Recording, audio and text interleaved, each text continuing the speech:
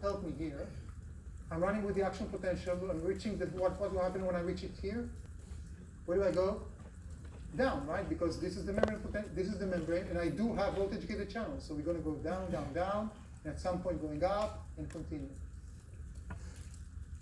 Any questions so far?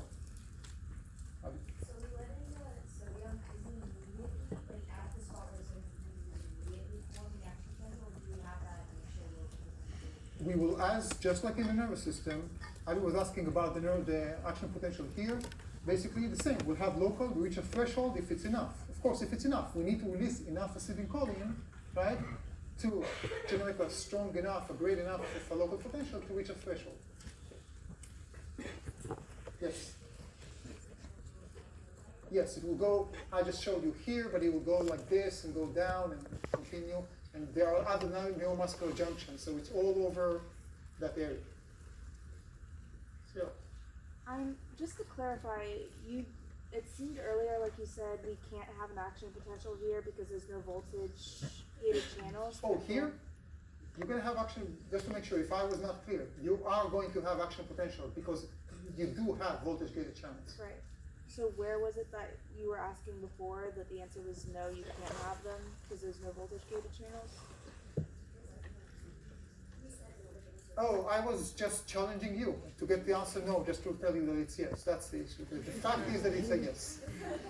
We have voltage gated channels along the membrane of the muscles, including the skeletal muscles, if this was not clear. Okay?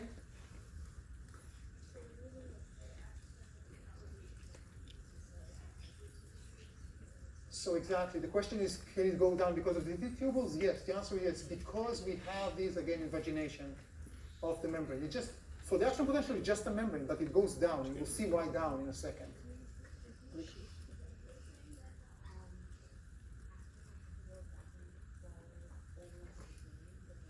It will not go back and forward, never. Exactly, it can go to the left and to the right because there's no backwards here. There's no, the left is not a backward, it's the first line. If you are the action potential, if you are the sodium ions that come in, and you go here, you have responsive voltage gated channels because they're just your forward, right? You're not deep. If you continue and you want to go back, you cannot because the voltage gated channels in your back are in the absolute refractory period. It can go left to the right, but it cannot go backwards. Exactly.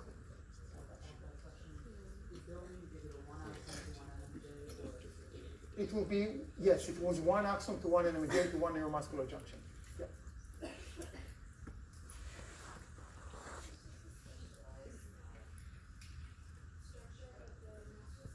It's a specialized site for the synapse. You're talking about the neuromuscular junction? Oh, the T-tubules are just a special feature, an anatomical feature of the skeletal muscle. It's not just a skeletal, but we'll just talk about the skeletal muscles. In the fact that the membrane is going to go down, and the membrane contains what? Voltage gated channels. That's critical because we want the action potential to continue and run down. That's going to be critical. Remind me, what is waiting here? The terminal system, right? That junction. That's the next step. Remember, we started by talking about the terminal system and the cytoplasm, and then we say we'll go backwards. We are now in the backwards part. So now we can see that when we say the neural signal, we know the neural signal. It's an action potential that came from here and went down, and it's going to go up at some point and continue. Let's talk about what happens here in this, we call it the tribe, in that part. And we have one T-tubule and two terminal cisternae in both sides. Let's think about it rationally. What would you expect? Let's say we didn't know anything. You're the physiologist and anatomist that are studying it for the first time. What would we expect? You know that there is calcium in the cytoplasm reticulum, right? So what is our goal? What is the goal of the action potential eventually? To open the gates for calcium, right? So we know at the end we need to open gates for calcium that sit on the terminal cisternae. But these are on the terminal cisternae. They are close, physically very close, but they are not the membrane. They are not the sarcolemma or the T-tubules, right? So in a way, we need to not, it's like I'm going here, okay? And I'm an action potential, and I want to open a door over there. Emma, can you raise your hand so you know over here? Emma is this is not raising your hand, so we will know who you are, okay? So let's say I need to tell Emma the calcium channel, right? receptor, whatever it is, on the terminal systemic to open up. So let's see how we do that. You can stay like this if you want. If you don't want. Okay. So it happens in a sequential manner in two ways. The release of calcium is mediated by calcium voltage gated channels. Just think about it as voltage gated channels. I'll explain the word calcium later on. Okay, just think about it. Voltage gated channels, okay, that are physically coupled to mechanical calcium channels on the sarcoplasmic reticulum. We're going to jump to the next slide because you're going to see it much, much better. And then you can go back and review. So here our T tubules change from yellow to green, and terminal systemia still with blue. Here are the calcium mechanical gated channels on the sarcoplasmic reticulum. They're not voltage, don't get voltage. They change if you pull them. Remember, this is Emma over there. Emma doesn't know voltage. Someone needs to go and bind to her physically and to open the door up. Here on the membrane, T tubules, I do have, arrows just show them here at the top, but just imagine you have voltage gated channels. Now let's think about the action potential of the arrows. So we have ions, right? Which ions are moving here? Sodium, right? Action potential, same way we learn. And they do the whole domino thing, action potential, generates another potential, generates another action potential, and so on. They reach at some point this area, and now here, let's say in this case, we have voltage gated channels, right? And we reach a threshold. So they open up, but when they open up, they also change their configuration. And they are connected, hooked physically with a spring-like structure to Emma. Okay? So Kara here, sitting here, has, I wish I had a long enough of a rope, but I don't, right? Has, imagine a rope or a spring all the way connected to Emma. Emma is a closed door now. Kara is a closed channel now. Ions, sodium ions moving here, I reach a threshold, right? I change the potential to reach a threshold. That changes the configuration of Kara here. And as a result, when she's changing configuration, just imagine the rope. She's opening the door over there. So by stimulating a voltage-gated channel through changing voltage, we change the configuration of that channel.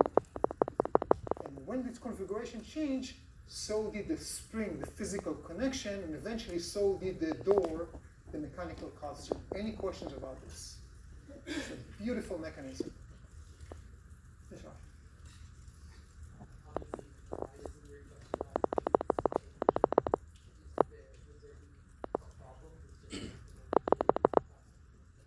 Well, Haj is asking a great question. Would it be a problem for just the voltage-gated channels just to open up and add calcium? Why do we need a mechanical thing? Look at this, look at the anatomy, look where they are. So these channels here, right, they are not sitting on the membrane. So they cannot, even if they were voltage-gated channels, they don't see the change in the voltage because the voltage is beyond the different membrane. This is cytoplasm here in reddish brown, okay?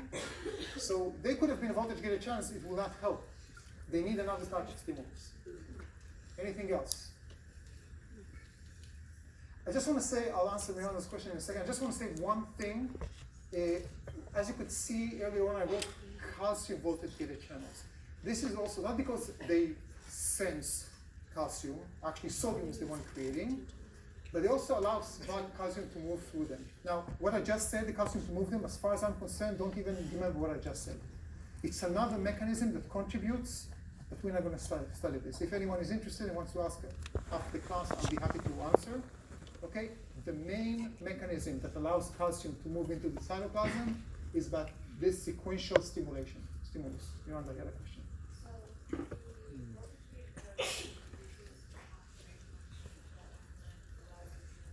The voltage-gated protein or channel is not inducing, it's being induced by the voltage to change its configuration.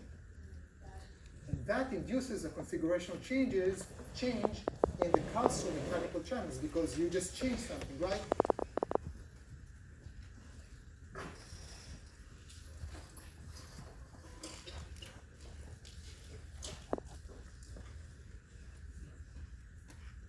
I am going to use a rope.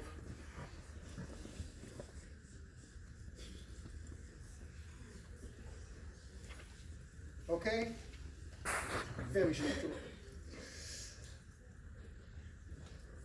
Our chair here is is sitting on the SR membrane, right, at the top here, and not just at the top, around the whole, and it's a mechanical gated channel. This is an open status, right? No calcium, all the calcium is in the SR. What am I? I'm a voltage gated channels. I'm in my resting configuration, I'm sitting here, having my cup of coffee, lazy Sunday afternoon, and then suddenly someone changed the voltage. Who changed the voltage? Sodium ions that came from where? All the way to Sakurima, originated from where? From the neuromuscular junction, right? Because of acetylcholine.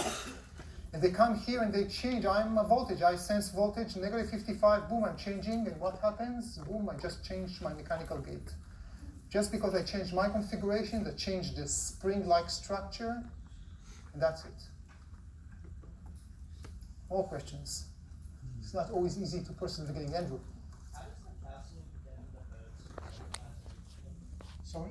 How does the calcium The calcium will not go directly from the bone. The calcium will go to the blood, right? Through your eating, and eat from the bones, and to the ECF from there, and to the cells. By the way, not just for the skeletal muscles, all our cells use calcium for many purposes. Calcium, you learn about the endocrine system, right? Do you remember second messengers, right? Calcium is a very important second messenger in many cells, okay? And inside the cell, part of the whole cell biology is going to be stored in the cytoplasmic reticulum. Be careful.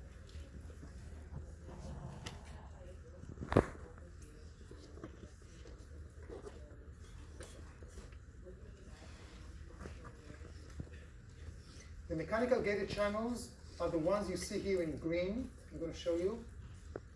These ones. This is a mechanical gated channel. I'm circulating one of them. The voltage gated channel is found right here. Here's my laser pointer, is a voltage gated channel.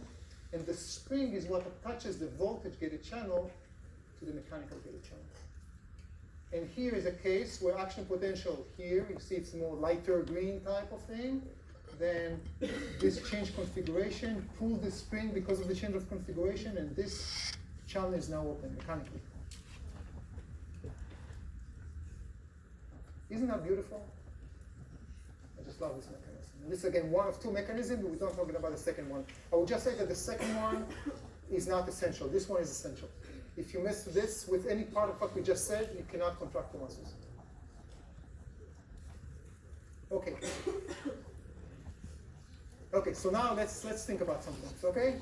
So basically, if we think big picture for a second, forget right now about the mechanical channels. Let's zoom out, okay, and think about big picture.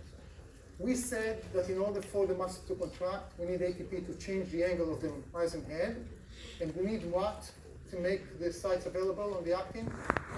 Calcium, right? Calcium comes from the terminal cisternae. How do we tell calcium, Ian? How do we now tell calcium? You asked me that earlier, right? To go to the cytoplasm.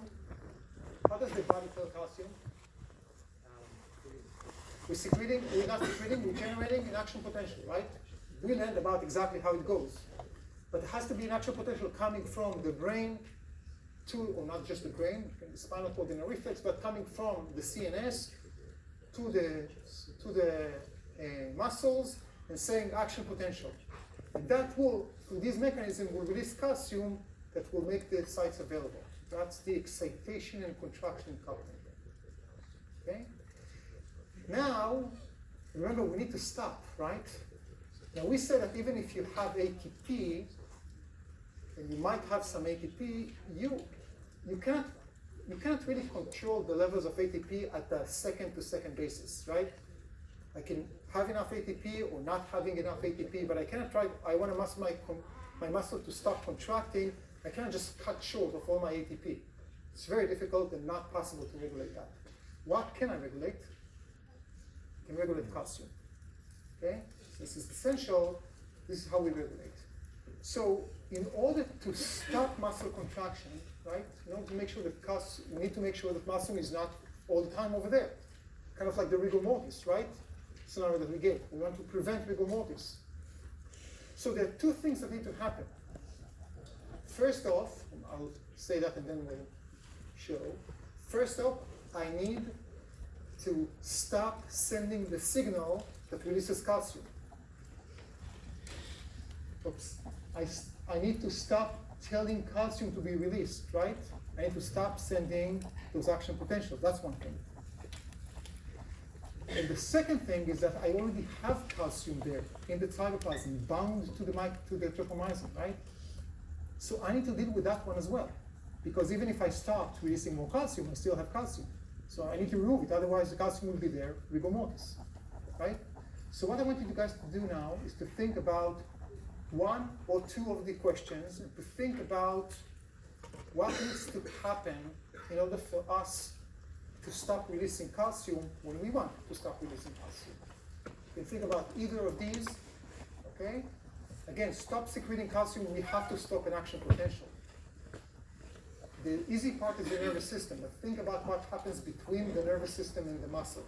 How can we stop this whole reaction from continuing? And then think about what do we do about the calcium that is released? Go show. Talk.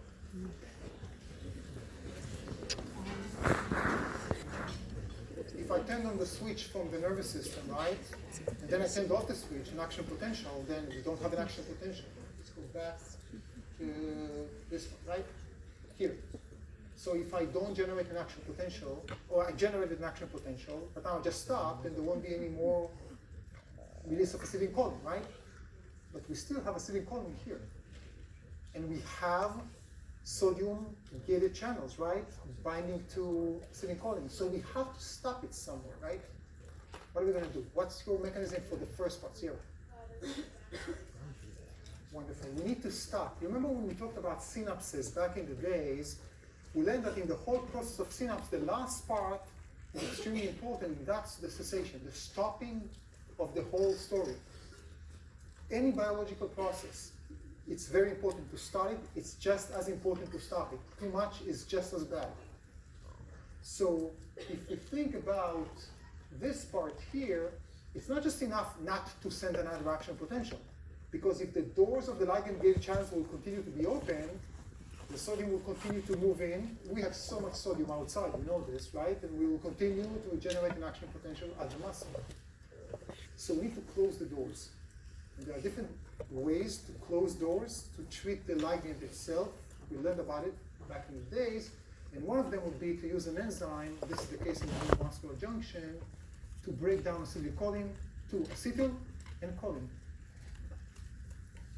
That enzyme is called acetylcholine esterase right here. ACH for acetylcholine.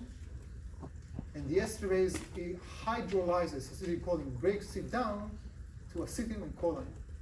Part of it is going to be reabsorbed, part of it is going to disappear. This is not important for our sake, okay? So if you think about this, what looks like a tablet, right, like a medicine that you take, if this is acetylcholine, then it was bound to the acetylcholine receptor, which is what? Sodium or potassium or chloride? Sodium, right? The depolarized in the cell. Sodium here are the ions in yellow. Again, you can see the potassium. Let's ignore the potassium for a second. And acetylcholine esterase that sits here breaks down the acetylcholine to acetylcholine. And choline separately cannot serve the ligand. So, an acetylcholine esterase is not an enzyme that is called to action when we want to relax, because that would be too late to just make an enzyme. It's always there.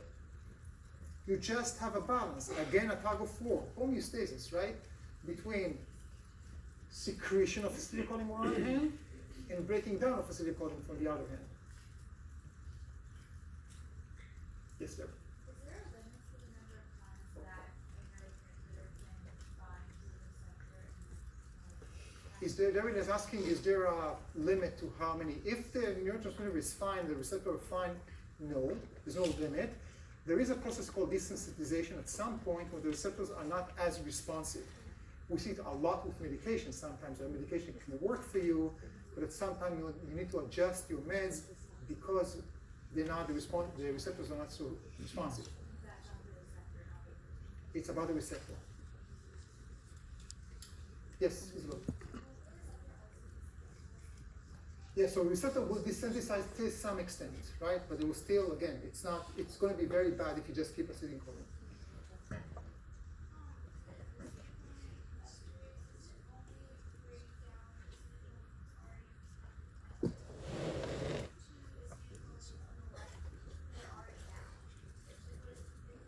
it's going to break them down. Wonderful. So, okay, that's a great question. Remind me the first name. Maggie.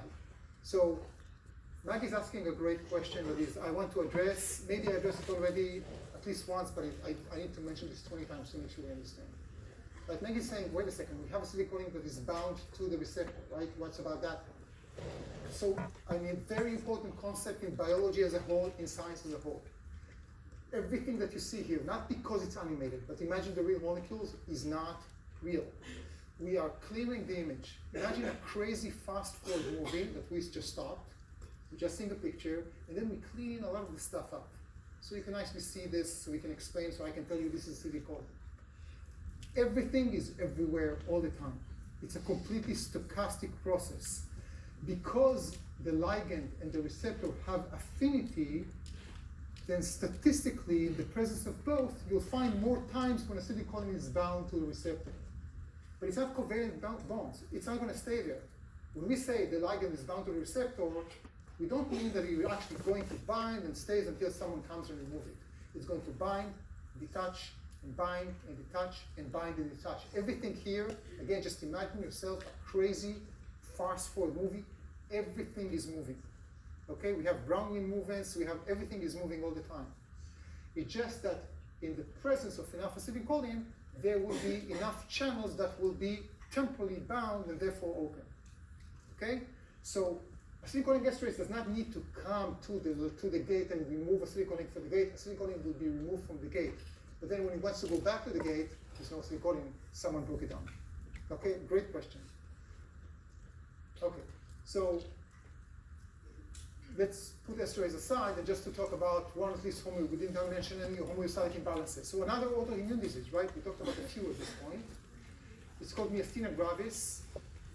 It's the easy thing to see. It's what we call weak muscles, and you can see some of the muscles are, because of the muscle tone that we discussed, the muscle tone is compromised, and part of it is you can see sometimes the eyelid is flipping or collapsing because of the lack of muscle tone.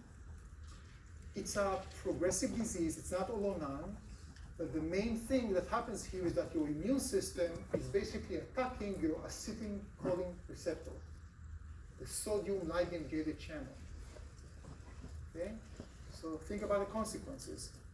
You secrete acetylcholine, everything is fine so far, but instead of, let's say, 50 ligand receptors, now you have 12, because others were dead. So it's harder for you to reach a threshold, right, and to generate an action potential at the muscle cell.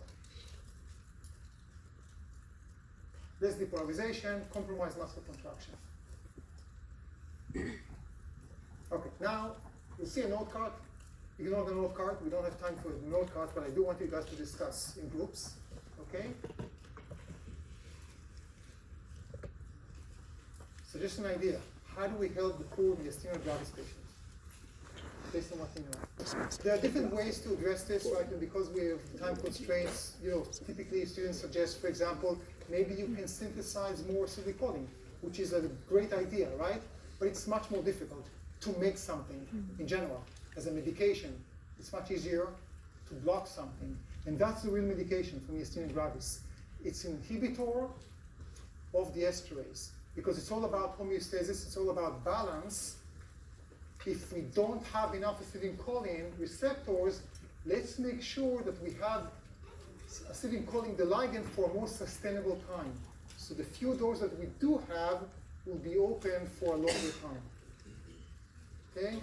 And I want to finish with a learning catalysis question that we're not going to address here, but look at it as homework for Thursday. Okay, you have it already on your slides, but I'm just going to open it here. Okay, that's the esterase itself that we just discussed. Here's the learning catalytics. Think about it, that's homework for Thursday. I'm going to open it in a second. I'll see you on Thursday.